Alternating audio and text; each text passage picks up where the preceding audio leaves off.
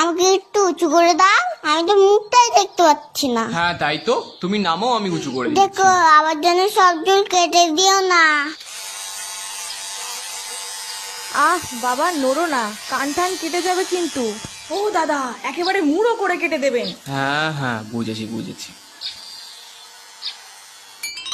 আহ, আমার চুলগুলো কোথায় গেল? ও বাবান, তুমি কাঁদছো কেন? তোমাকে তো রজনীকান্তের মতো লাগছে দেখতে। ওটা রশ্মি টশ্মি যায়নি না, আমার চুল আবার লাগিয়ে দাও, না হলে এখান থেকে আমি যাবো না। বাবান ওরকম করে না, নেমে এসো বলছি।